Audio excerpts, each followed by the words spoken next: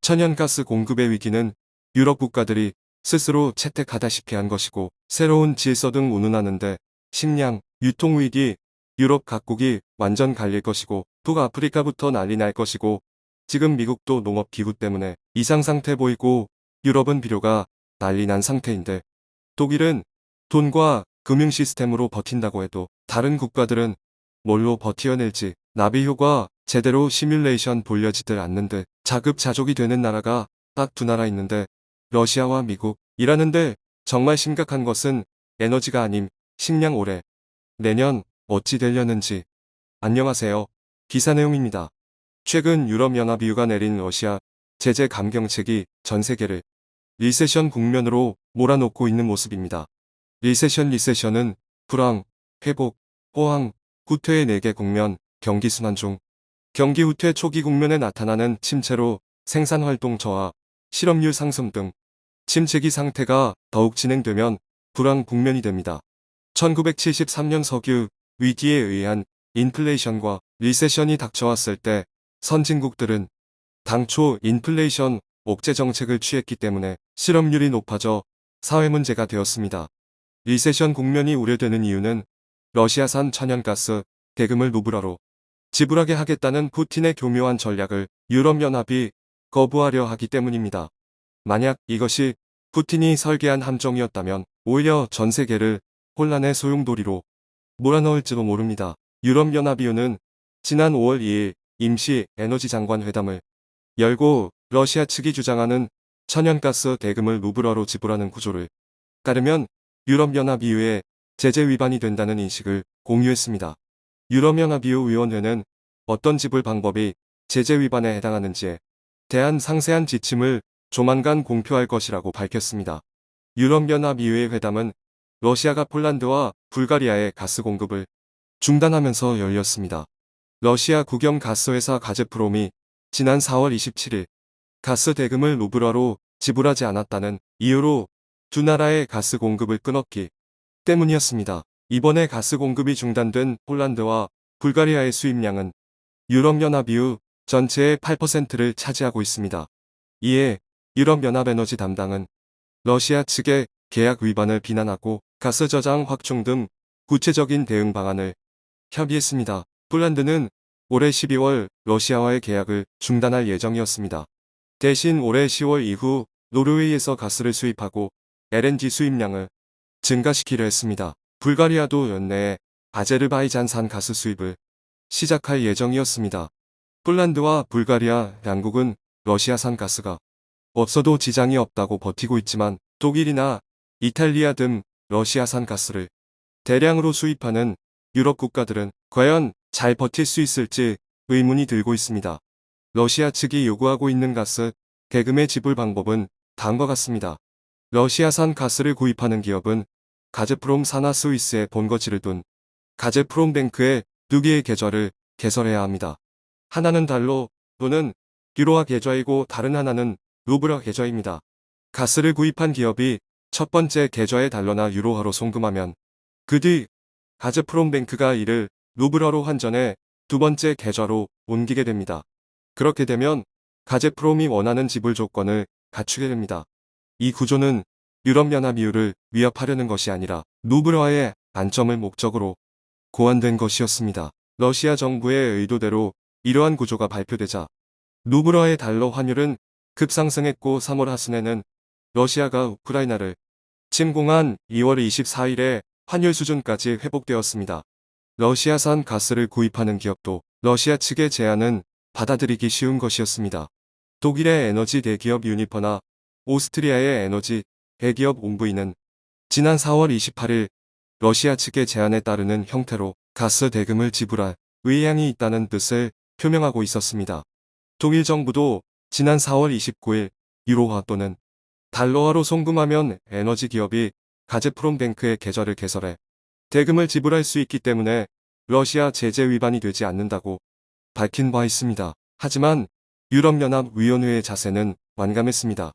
러시아 측이 제안한 구조 중 제재 대상인 러시아 중앙은행이 관여하는 것을 문제 삼아 제재 위반을 판단한 것으로 알려졌지만, 유럽연합EU의 속내는 러시아가 제시한 조건에 굴복하는 것처럼 비치는 사태를 어떻게든 피하고 싶었던 것으로 보여지고 있습니다. 하지만 실리보다 체면을 중시한 유럽연합 위원회의 결정은 향후 더 강해질 것으로 예측되고 있습니다. 이번 결정으로 러시아 측이 새로운 지불 방법을 검증할 것으로 알려진 5월 20일 이후 러시아산 가스 유럽 수출이 전면 중단될 위기가 발생하게 된 것입니다. 대부분의 전문가들은 유럽연합이나 러시아 양측이 에너지라는 카드를 꺼내들지는 않을 것이라고 생각해왔지만 우크라이나 위기는 이러한 전제를 완전히 뒤집어버렸습니다. 지난 5월 1일 가즈프롬은 올해 1에서 4월 천연가스 수출량은 501억 입방미터로 전년 대비 27% 감소했다고 발표했습니다. 가즈프롬은 러시아의 우크라이나 침공을 계기로 유럽 국가들이 가스 구입을 보류하는 움직임이 나타나고 있다는 것을 인정했습니다. 물론 러시아 측의 경제적 타격도 적지 않겠지만 향후 유럽연합 측에 발생할 수 있는 경제적 타격은 상상하기 힘들 정도로 크다고 할 수 있습니다. 독일은 천연가스의 러시아 의존을 우크라이나 침공 전 55%에서 35%로 줄이긴 했지만 심각한 불황을 피하기 위해서는 적어도 내년까지 러시아에서 천연가스를 계속 사들여야 하는 불가피한 상황에 놓여 있습니다. 러시아산 가스 대신 글로벌 시장에서 LNG를 조달할 수도 있겠지만 구입하는 가스 가격은 큰 폭으로 상승할 수밖에 없습니다.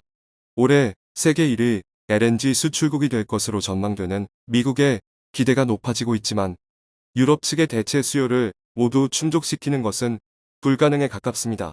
그리고 LNG 플랜트 비용 상승과 미국 내 가스 가격 급등, 탈탄소를 중시하는 정책 등도 에너지 위기를 부추기고 있습니다.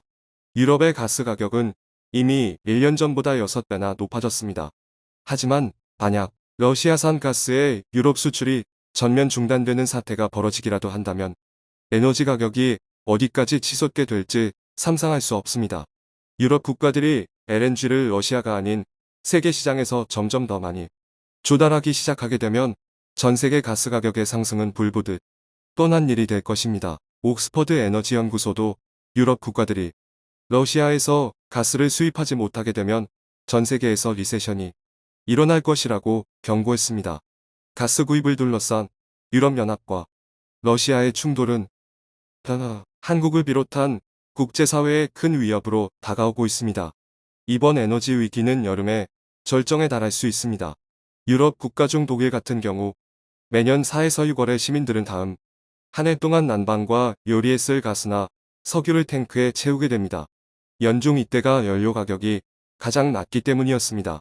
한 가정에서 보통 1년을 보내기 위해서는 LNG 2000리터가량이 필요한데 이때 에너지 공급이 제대로 이루어지지 못하게 되면 독일 시민들은 패닉 상태에 빠질 수 있습니다. 에너지 공급이 제대로 이루어지지 않는 상황에서 폭염이나 한파가 오거나 러시아가 파이프라인을 잠그는 순간 유럽은 그야말로 지옥으로 변할 것입니다.